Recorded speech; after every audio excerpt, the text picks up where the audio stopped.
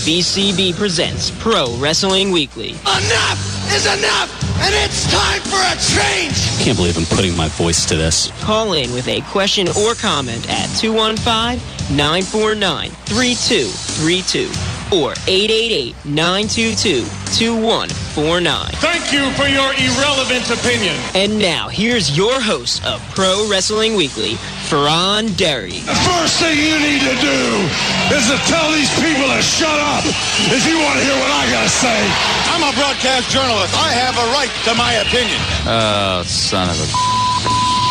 I am the best on this microphone, in that ring, even in commentary. The bell sounds and we are set to go. This is Pro Wrestling Weekly here on 1490 WBCB and online at WBCB1490.com. I am your host with pretty close to the most, Fearon. Been doing this thing for quite a while now. Closing in on 5 years for me, closing in on 15 years for this program. That's what makes it the longest running pro wrestling radio talk show in the history of terrestrial radio. Lucas, the intern, how does it feel to be a part of history? It feels pretty good. It'd be a lot better if you weren't here, but that's beside the point. Joking, but, you know. No, he's shots not. fired. No, he's not. No, he's not. You were fired. We are a minute into the show, and you're already firing shots. I come out of the gates because you attacked me last week. This is going to be some fun. Programming for the next month or two. I think I'm like 2 months in now with this program. Something like that. Yeah. I haven't exactly been keeping track. At some point I will. I'll look back at the archives and go, oh, yeah, that's when Lucas started here.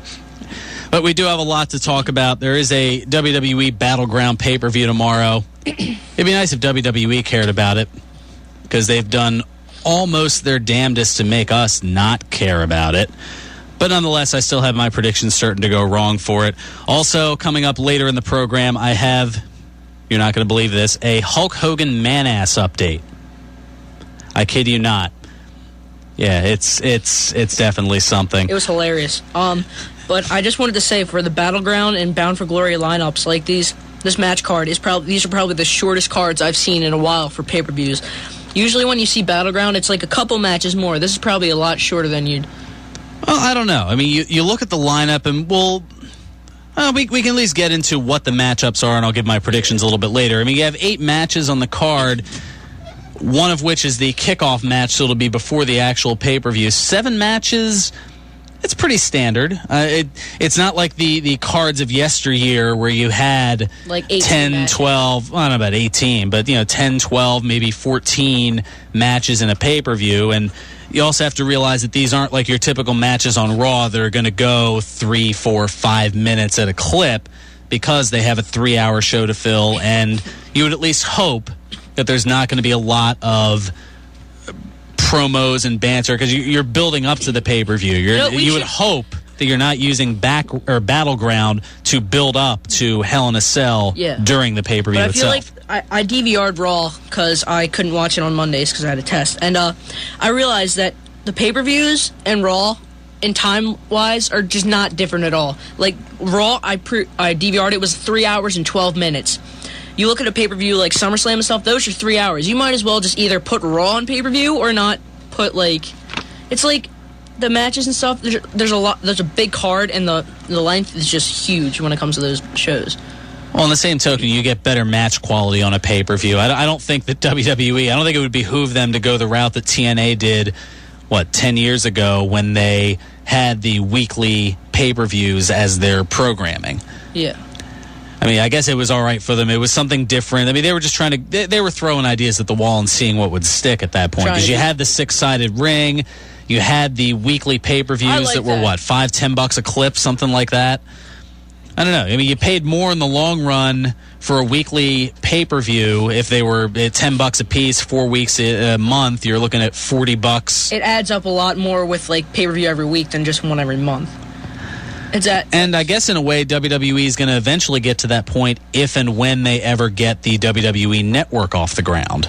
What do you mean network? Like the like WWE? Like they're going to have they're going to have their own station, kind of like how you have the NFL network, the MLB network. So they've been planning this for 2 years, and there's been snags and so it's like an HD back sort of delays, thing. Like HD package, or is it like a pay-per-view thing? Because I have WWE Classics, so maybe they should put like if you have WWE Classics, you already get that network. Well, that's what they're kind of going back and forth on. They want to try to make it a subscription-based network, kind of like an HBO or a Showtime or something of that nature, but I don't think there's going to be the following for them to charge $15 a month for this network. I mean, the most recent things I've heard about it is that they're going to, if they get this off the ground, carry the 11 pay-per-views that aren't WrestleMania on the WWE network, and you get to view them as part of your subscription. I don't want to say for free, but you want to view them as part of your prescription. I think that would be a lot better than like WrestleMania is sort of added up. It's not like, I don't say they charge you more, but it's like it would make it a lot better. It's like, oh, pay-per-view's a lot more special because like when I talk to my parents and I want to watch the pay-per-view, it's like, oh, we can't do this every month, but if you do it just all of this except for WrestleMania, I think that's a lot better of a compromise when it comes to like spending money and stuff. Well, they have to get it off the ground. They have to get a carrier to want to they would need to get a cable provider that wants to pick it up, and that's been their biggest snag so far. It's been convincing, whether it's DirecTV or Dish Network or Comcast or Xfinity, or Comcast and Xfinity the same, or Verizon, to pick up this WWE network, and that's been their snag really for the last year and a half. The problem is I want them to they better go to Xfinity, because if it goes to Fios, I don't want to switch to Fios. I don't, because I know I want this network. So you're saying this for selfish reasons. It's not for selfish reasons, but it's like, I feel like they should put it to all networks maybe, or maybe at least most of them. Like, I hate how it's like when WWE Superstars was a show, it was only on like Fios because that was the only network that had WGN America. Yeah. And it was like I had to go over to my aunt's house, like that was across the street, and watch that, and she'd be like, can you like turn something else on? The voice is on. I gotta watch Carson Daly or whatever, That long walk across the street. Oh, so arduous. Walk of shame. It's like, I gotta walk. We don't need to get into those details. No, whatever. Why don't we go to? How are you doing, Fearon? let's switch the subject. I'm doing fantastic. I actually have my voice back, unlike last week. So that was part of what really had me just overall incensed. There were a lot of different things that got on my nerves, and that was one of them. The fact that, I don't know, there was some sort of something going on with my throat. I was just an overall miserable, words that I can't use on the radio. And one of the things I didn't get to talk about last week, and I decided to carry over to this week, occurred 8 days ago on SmackDown, and we have the clip of it. Something that just... Yeah, it had me incensed from last Friday's SmackDown. It was a match between Santino Marella and Heath Slater. Let's go ahead and bring up the Drek and listen to it here. Uh-oh, here we go. Look out. The Cobra.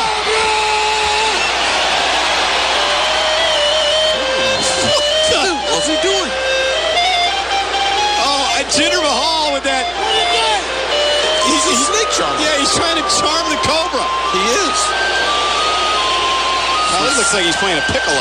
Look how small that thing is in his hands. They're pretty good at this charming. It's like Merlin Olsen.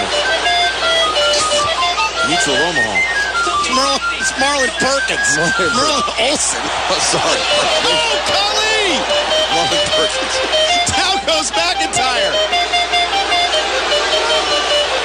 Oh, it's going after Santino. It's going after Santino. Somebody get help.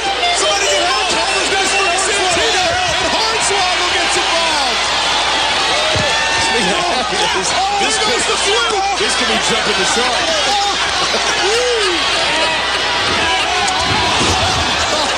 What about the Cobra?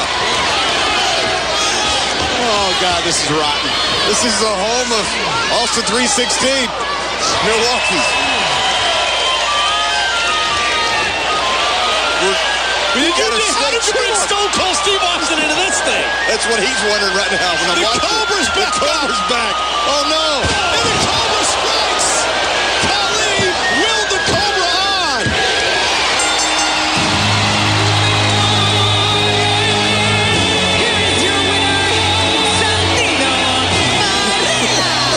Just when I thought that Vince had finally maybe gotten over some of his insensitive tendencies, he goes and throws that out there. Nothing like having for a comedy skit, having your two Indian superstars on staff or on your roster in a duel of snake charming flutes. That's like asking the Iron Sheik to, like, I don't know, do that too. Well, I don't know necessarily about... or have the Iron Sheik have, like, multiple wives in one, like... Yeah, it just screams out insensitive. I mean, people accuse me of being insensitive with the joke that I threw out there regarding the primetime players in Omarosa a couple weeks ago. I mean, that is understandably insensitive. I mean, and this is coming from somebody, I mean, I've joked about it before off air and maybe on air as well. I mean, the things I've learned from Vince McMahon and the WWF over the years is, stereotypes. That's the word I was looking for. I mean, in Vince McMahon's eyes and the way he presents it to people, as you've seen what they've done with Indians, Samoans apparently all have hard heads, according to Vince McMahon, and they love every person from, we'll go Eastern Asia, is depicted as being evil. Oh yeah, Mr. Fuji, Tensai.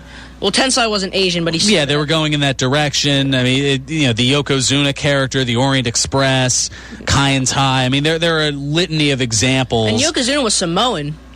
Yes, he was. Yeah. That was, and that was something when I was your age that I didn't quite figure out. So kudos to you for looking historically. I watched the Hall of Fame thing with the Usos inducting Yokozuna. So. Yes, he is part of the rather large Anoa'i family tree, and that wasn't a weight joke. The Rock's in that family. That's a little. Yeah, somewhere in there, a distant branch attached to another tree. Jimmy Superfly Snuka's in there somewhere. Yeah, that's the reason. Like, it was a Hart Foundation versus the Usos and Tamina. That happened at one point. Yeah, there's that is a large tree, and I think somewhere in there also, I think they're related somehow to former Eagles and Philadelphia TV personality Vi Sikahema, I believe. Somewhere in there, I think it's with Sione, one of the head shrinkers. I could go over the family tree, and it would take me at least a couple of hours just to get through one base of it. So we're going to get past that. But yeah, that I don't know. That really bothered me. I don't know if anybody else was bothered by it, but I figured I'd mention it because stupid things like that. We highlight the good and the bad, and sometimes the ugly, as you just heard here on Pro Wrestling Weekly. Speaking of 3MB, did you see Raw with the debut of that new tag team? Los Matadores. Yeah, I like their entrance. They was like, I was watching on Twitter, and they was like, by far that was the best entrance I've ever seen. Even the like little bull guy, that was like in El Torito. Yeah, if you ever saw Nacho Libre when the little demon guy they have on there is like he's beating the crap out of Jack Black and the other guy. If you ever saw Nacho Libre, let me put it this way: I am to movies what Vince McMahon is to anything pop culture. I am just that out of touch. If you've ever seen Nacho Rumor Libre, has it that Vince tried to book Belle Biv DeVoe for WrestleMania 30. That's how behind the times he is. I know that's a joke for anybody who. Yeah, Belle Biv DeVoe was big in '92. I know. There was another thing that CM Punk promos challenging Axel and Ryback. That was like where he was saying the story was going to draw to a close. That whole thing where he was saying whether it's at Battleground or sometime after that, but he wants Axel or he wants Ryback. He wants to eventually get to Heyman. And then Maddox comes out. And he's like, it's for a business standpoint. This is you're going to have a match, but not against either of those guys. And then Punk was like, I want some aggression, and all of a sudden out comes Big E Langston. Or as I'd like to call the male D cup, because he's got like man boobs, and then he's got like nothing. It looks like he's probably the most roided out of them all. He has rather developed pectorals. Yes. How he got those, I'm not about to speculate. If you've ever seen him in like that like Copacabana t-shirt he's got on, like where he's got like he's got the Hawaiian t-shirt on, and he's got like the shorts. It looks like John Cena in a suit. It just doesn't look natural. Looks like he's just crammed in there. It's like it's like if you like the guy in Men in Black in the overalls where the alien just stuffs himself inside the guy.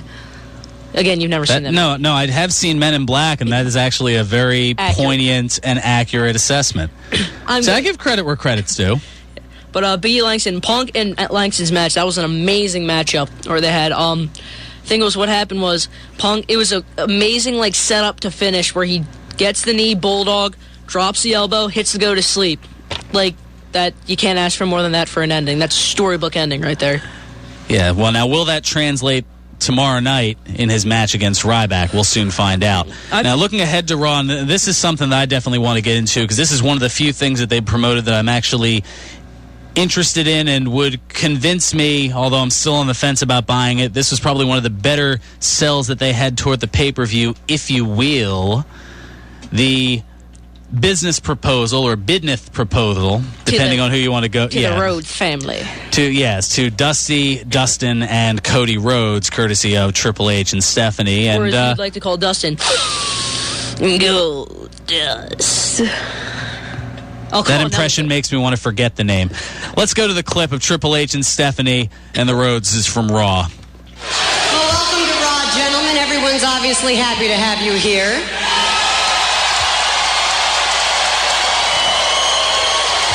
And Cody, it's the first time we're seeing each other since the wedding. Congratulations. I trust that your father gave you the gift card to Bed Bath & Beyond. It's our wedding present. Why the angry look on all your faces? We invite you out here out of the goodness of our hearts to offer you another opportunity, and this is the look of hostility that you give us? How many opportunities is this now, Steph? What are we on? I've lost count. Yeah, and me too. What is this, like 4? At least. Now? I mean, it started with you, Cody. We gave you the opportunity to get your job back. All you had to do was beat the face of the WWE, Randy Orton, and you failed. So, out of the goodness of our hearts, we give an opportunity to your brother, Dustin. Goldust, all he had to do was beat Randy Orton. And Dustin did what Dustin always does. He failed.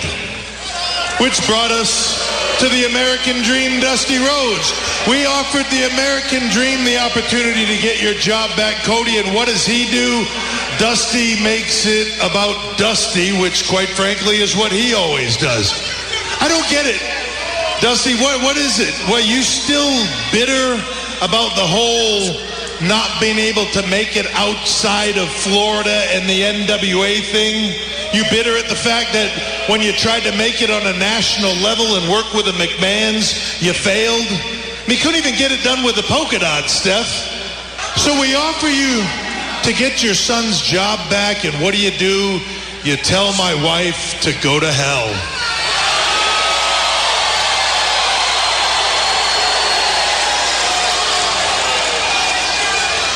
And he got knocked out for it. So, here we are. Opportunity number 4. Now, Dusty, you have the most important job in all of the WWE right now. You train and develop WWE superstars at our Performance Center in Orlando. You literally hold their future in the palm of your hand. And isn't it ironic that tonight, my husband and I hold your son's future in the palm of our hands? So on to the proposition. Cody, we'd like to give you your job back. And Goldust, well, we'd like to give you a job. Or rather, we'd like to give you the opportunity to gain your employment if you can beat the WWE Tag Team Champions Seth Rollins and Roman Reigns this Sunday at Battleground. That's right. All you have to do is beat the Tag Team Champions at Battleground and you get your jobs back. But isn't it funny, Steph, how there's always a but on these things? There's always a but. But if you lose, then Cody and Dustin, you will never work in the WWE again. And not only that, but your father, the American Dream, Dusty Rhodes, will join you on the unemployment line. You're big on getting in people's faces.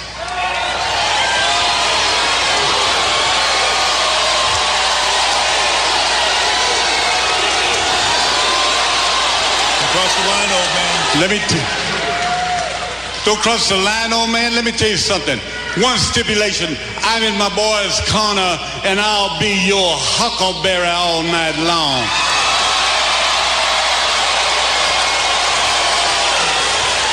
You're on.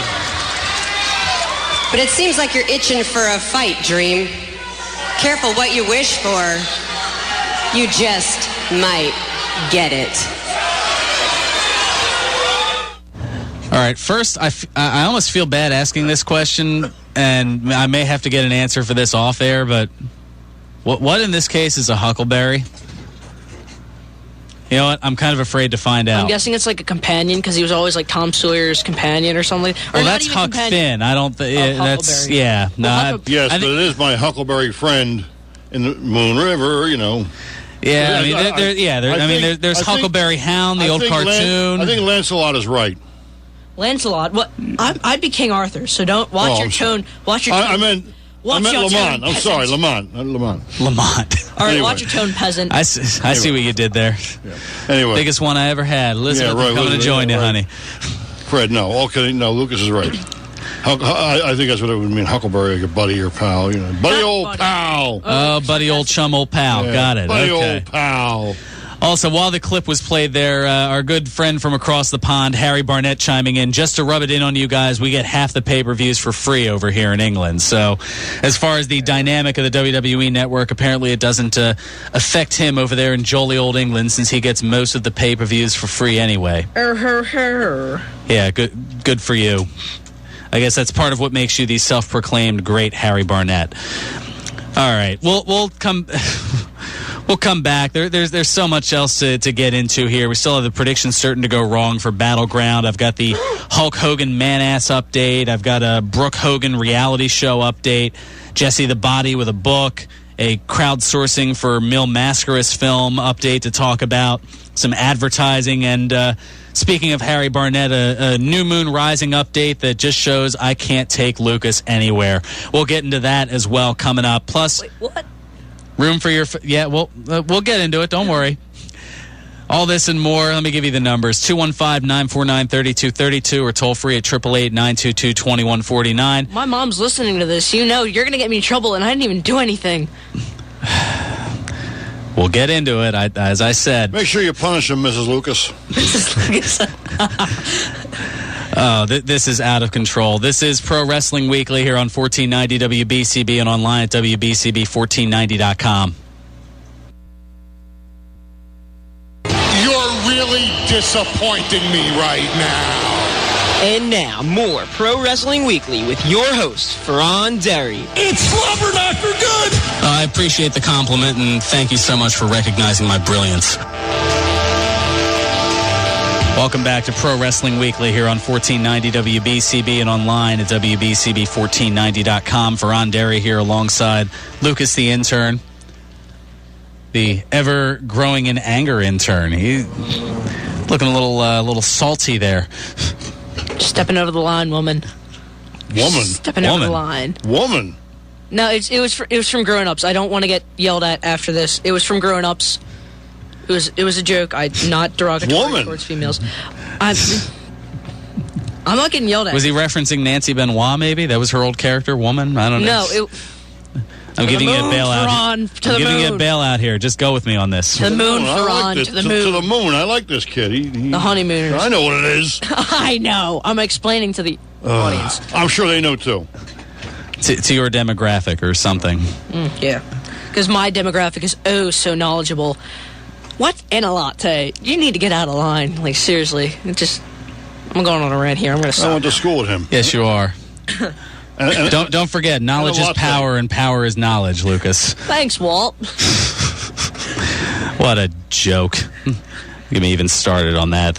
If you don't know what I'm talking about, check out on YouTube last week's show. That'll explain it. Just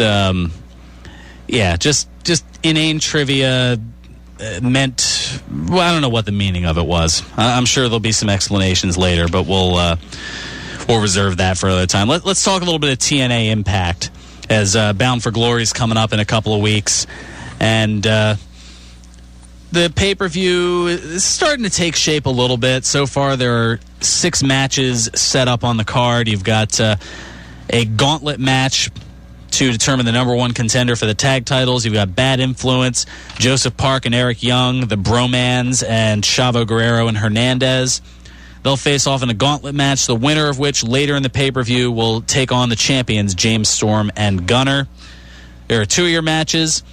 Also, you've got, courtesy of this past Thursday on Impact, following the match between Manic and Jeff Hardy teaming up against Kenny King and Chris Sabin. Austin Aries was on commentary after the match, Sabin attacking Hardy and Manic. Aries chasing him off, despite the numbers disadvantage, and then challenging Sabin, Manic, and Hardy to a 4-way match at Bound for Glory, and then Jeff Hardy upping the stakes, making an Ultimate X match. So that's what you've got, an Ultimate X match for the X Division Championship, Manic defending the X Division title against Austin Aries, Chris Sabin, and Jeff Hardy. Also, Magnus, well, he's going to be in action, thanks to, again, developments from this past Thursday on Impact, where Magnus faced off against all 3 members of Ego in a gauntlet match. After pinning Christopher Daniels, making Kazarian submit to the Cloverleaf, Magnus ended up tapping out to Bobby Roode's ankle lock, and showing frustration after the match, Sting tried to calm him down, tried to empathize, and next thing you know, Magnus is getting a match to put him on the map at Bound for Glory against none other than fellow Main Event Mafia member Sting. That should certainly be interesting. And, of course, Bully Ray defending the World Championship against AJ Styles.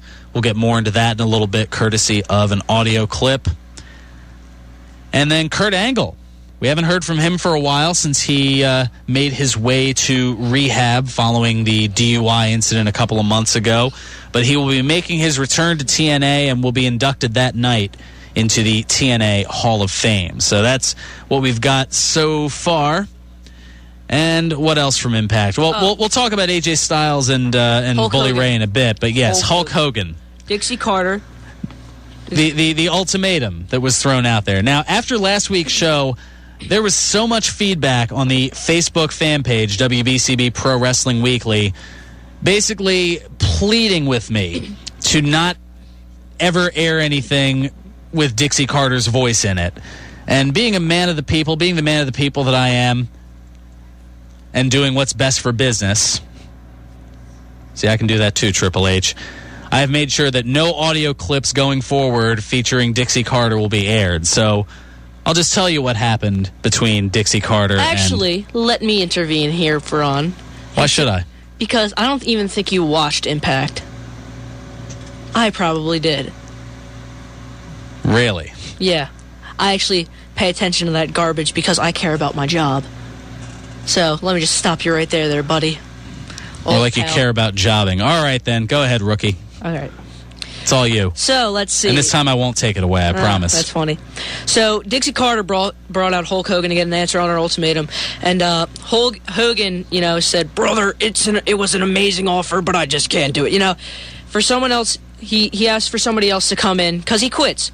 Now, Dixie is a little bit heartbroken right now. She's sort of doing the whole third grader going to first 3-year-old going to kindergarten, doesn't want to leave his mommy on the first day of school, clutching Hogan's leg, asking him not to quit. I have to intervene for just a 3-year-old going to kindergarten. Were you one of those savants as a 3-year-old going? No, 5 years old. I really okay. I wasn't sure. I just ask these questions as a broadcast journalist. That's what I do. That's so funny. I'm sorry. Go on. Tangent over. So Hogan's just shaking her off, no, get away, I don't want to touch you, get away, just get off. And she eventually lets go, but then she goes into this denial, which is a little sad. She's like, I didn't need him anyway. I didn't need him anyway. So in that, Hogan's fired.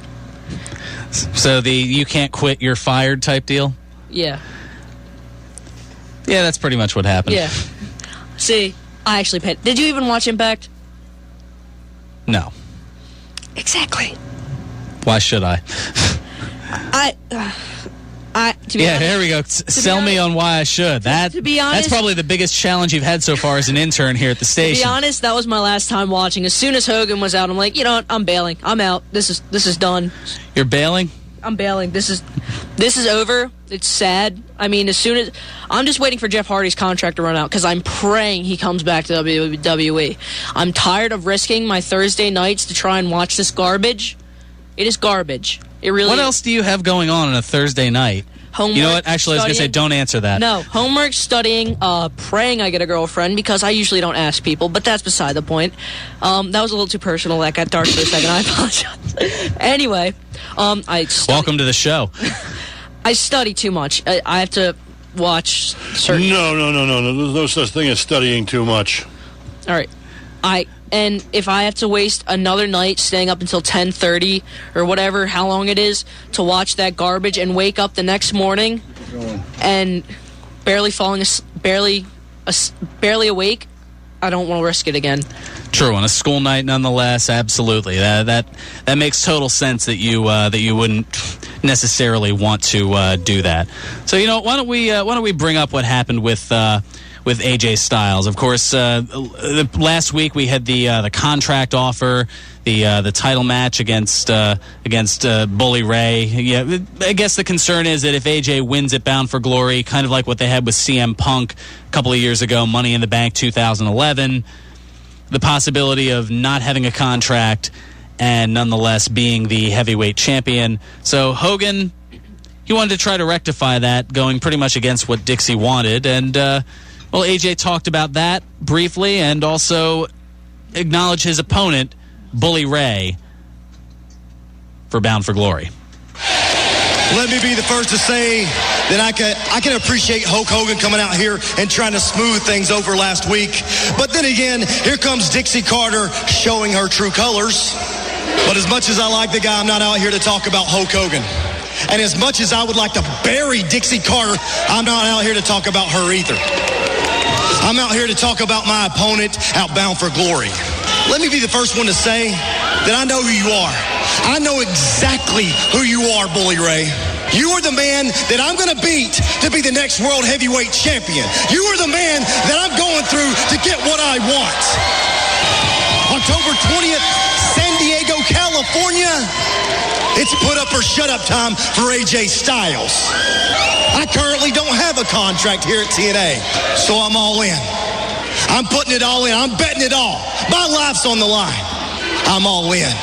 I haven't seen the world heavyweight title in over a year. Haven't even looked at it. I'm hungry to get what I want. And they say that Bully Ray is the most dangerous guy in the building. I beg to differ. Wow. That lady is really in your head, isn't she? You just said you hope to win the world heavyweight title. I think you said hope. You hope to win? If you were a true champion and a true winner, you know you would be able to defeat me. But because Dixie Carter is in your head so damn good, you even doubt yourself, don't you? Listen, she's a gorgeous woman, but you ain't got to be worried about her on October 20th. You got to be worried about me. What? You're not going to say anything? Let me explain something to you. Look at what I did to Hogan. Look at what I did to Sting. Look at what I did to Hardy. Look at what I did to Anderson. Look at what I did to my own brother, Devon. What do you think I'm going to do to you? Normally I would sit here and say, do you know who I am? But AJ, you already know who I am. I'm the guy that beat you 2 years ago in a last man standing match. You got nothing I want. You got nothing I need. But there is one thing I to take. And I want to take it real bad. I want to take you away from them. I'm sick and tired of traveling all over the world and hearing every arena chant, AJ, AJ. Smile all you want, kid, because after October 20th, they ain't going to be chanting that no more. You are no different than Dixie Carter. You use people, you suck them dry, you bleed them for everything they're worth, and then you kick them to the curb as if they never existed. You are no different than Dixie Carter. Thank you. I take that as a compliment. She's ruthless. I'm ruthless. She's a millionaire. I'm a millionaire. She's a somebody. I'm the world heavyweight champion, and you are an absolute zero who better hope and pray to whatever God you worship that you got a shot in hell of beating me. Otherwise, I'm sending you home without a contract to you, your miserable wife, and your 3 kids. They finally build up the intensity a little bit. It's actually a good thing. It's good to see. But Styles kind of got the upper hand a little bit. He noted that Bully Ray had a match later that evening against Samoa Joe as booked by general manager Hulk Hogan before quitting later in the evening. And Samoa Joe, well, he ended up beating Bully Ray by disqualification. Bully punching Joe with a chain wrapped around his hand. Afterward, he was going to pile drive Joe outside on the floor, but it was broken up by AJ Styles, who came in through the crowd and left pretty much just as quickly after breaking things up. So they have a couple weeks to go to try to build a little bit more interest in the Bound for Glory pay-per-view. They've known about it for a while. You would think that they'd do so, but we'll see how things go. Anyway, coming up on the other side, we've got predictions certain to go wrong for Battleground. Also, various tidbits of news, including the aforementioned Hulk Hogan Manass update, the crowdsourcing for Mil Mascaras film that fell just a little bit short, and a former WWE star reaching out to an NBA player about his drug addiction. All that, and, of course, a New Moon Rising update, which, again, shows that I can't take Lucas anywhere. Or, I don't know, maybe I can throw the blame on this to Harry Barnett across the pond. Well, I'll give you the story on the other side, and we'll kick it around and find out. This is Pro Wrestling Weekly here on 1490 WBCB and online at WBCB1490.com. Pro Wrestling Weekly presents Today in Wrestling History, October 5. On this date in 1997, the WWF held its In Your House Bad Blood pay-per-view. In the main event, Shawn Michaels defeated The Undertaker in the first ever Hell in a Cell match. This pay-per-view was also notable for being Vince McMahon's last full-time pay-per-view on commentary. Boy, did he leave us with a gem. That's gotta be Kane! That's gotta be Kane! On this date in 1998, WCW Monday Nitro aired live from Columbia, South Carolina. In the main event, The Disciple defeated Lenny Lane. On this date in 2008, WWE held its No Mercy pay-per-view. In the main event, Chris Jericho defeated Shawn Michaels in a ladder match to retain the World Heavyweight Championship.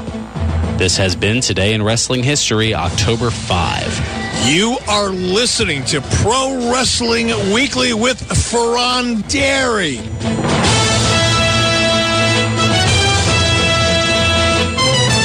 Welcome back to Pro Wrestling Weekly here on 1490 WBCB and online at WBCB1490.com. I guess that's what I get for running my mouth a little bit. As soon as I mention his name, who else to appear on the phone lines? But from all the way over in England, the great Harry Barnett. Harry, welcome to the program. Well, at least now you're not making that self-proclaimed accusation.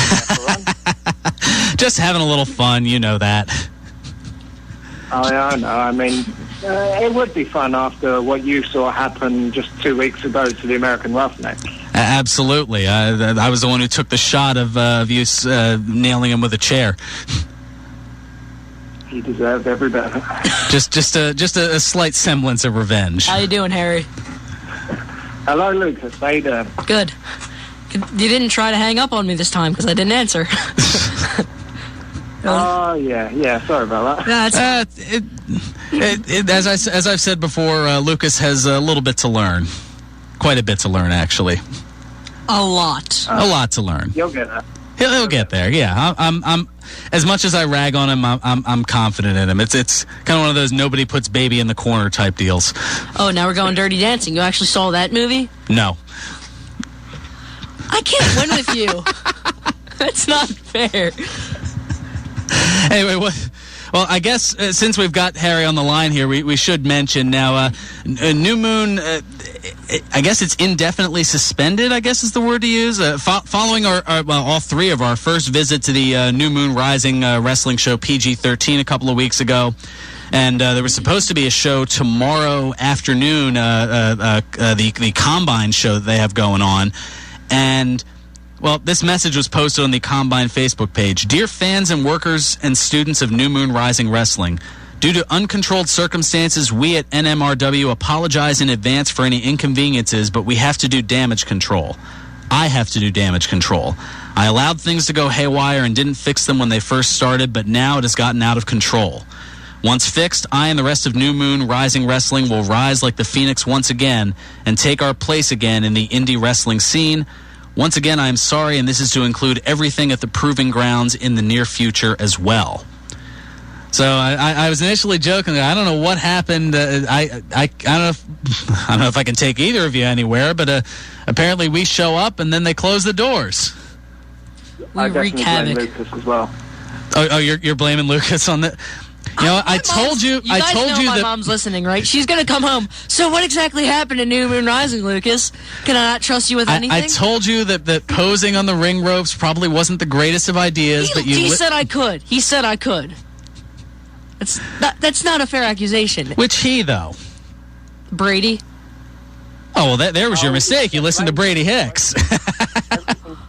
Do not throw him under the bus. Don't turn him into me. Get him, Mrs. Lucas. This is all quickly going downhill, but in a good way. Yes, it is fun. But I mean, I got the chance to talk about it briefly before going off the air. What was your take on the on the show, Harry? On PG-13? Yeah, on PG-13. Well, I'm just saying, it was a hell of a show. I mean, to be there, to finally, like, in person, be at one of their shows, it was worth every bit of hassle I went through to get to the country and to get to Deptford, New Jersey, to eventually see the American Roughneck get taken out, just in America, and the Americans, even O-Dog winning PG-13. It was a hell of a show. It certainly was, and I mean that was you've been able to follow it from afar. I mean, that was a first. I just was absorbed in everything for the first time around. It was difficult for me to take notes because I just wanted to soak up the atmosphere, and it was an absolute pleasure meeting and befriending you as well.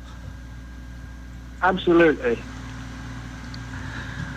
All right. Well, I don't want to. I don't know what the long distance bill is over there, but I don't want to keep you. Well, I shouldn't say. If you're dialing the 800 number, I guess the bill's on Merrill and Pat Dion here at BCB. So I would say, yeah, we'll extend another. No, we can't do that. I don't want to get into trouble. Otherwise, I'll be the one getting told you're fired. And we definitely don't want. Well, Lucas might want that, but the rest of us don't want that. Say what now? Just Brady Hicks. That's what there we go. If all else fails, blame Brady Hicks. I'm sure I'm going to get all kinds of messages after that that pops up. Brady, what are you saying about me on the air? Oh gosh, no. No matter what I do, I seem to make enemies everywhere.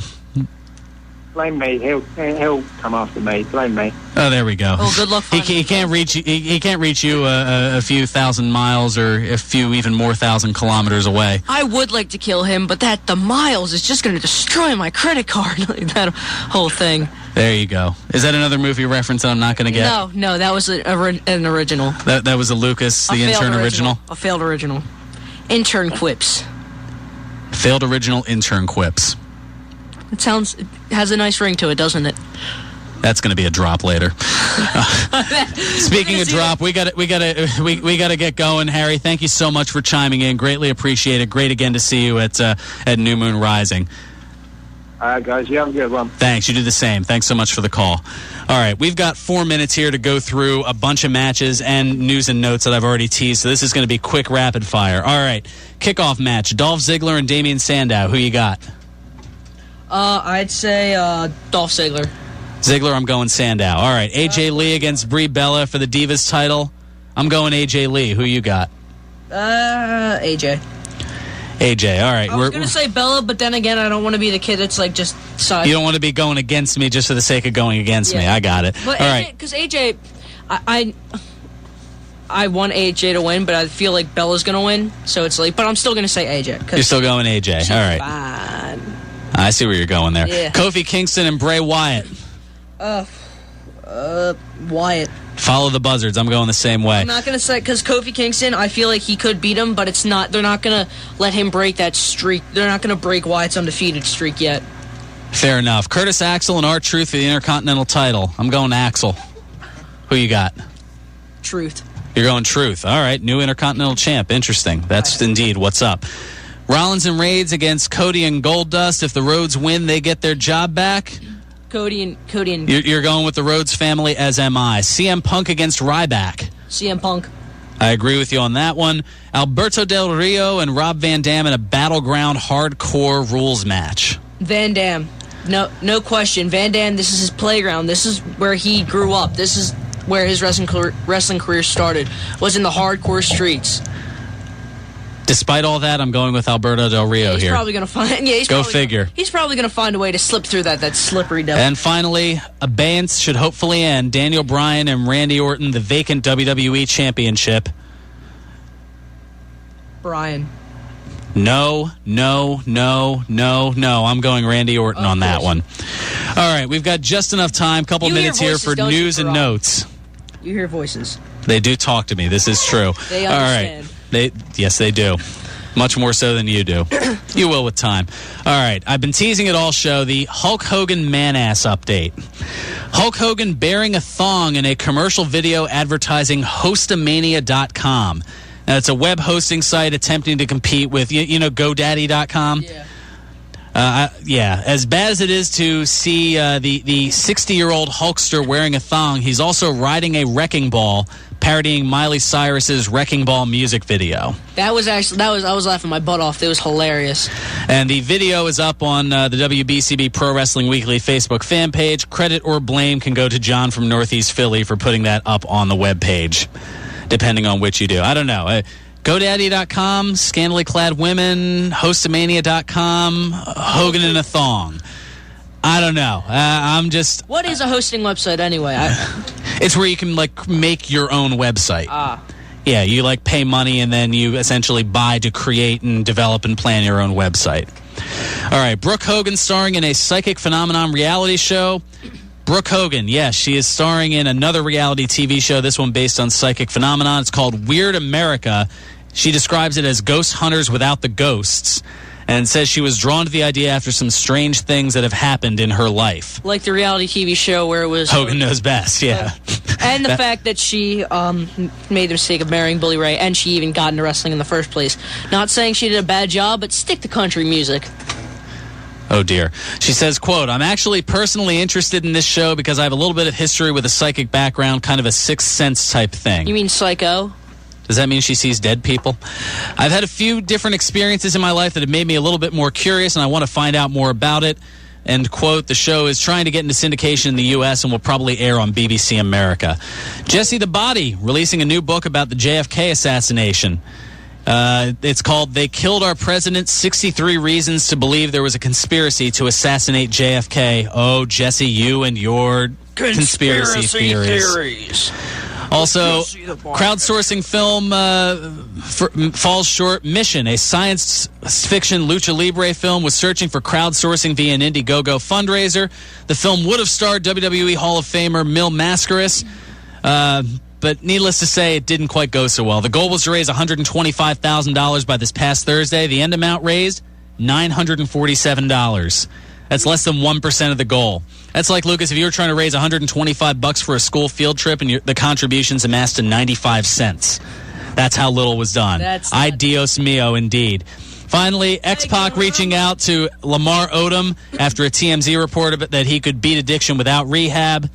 Yeah, good luck with that, and that's basically what Waltman said. That's going to do it for us. BCB Pro Wrestling Weekly. Stay tuned. Nick Cataldi's up next. We'll be back in 2 weeks. Preempted next week. Oh, Canada.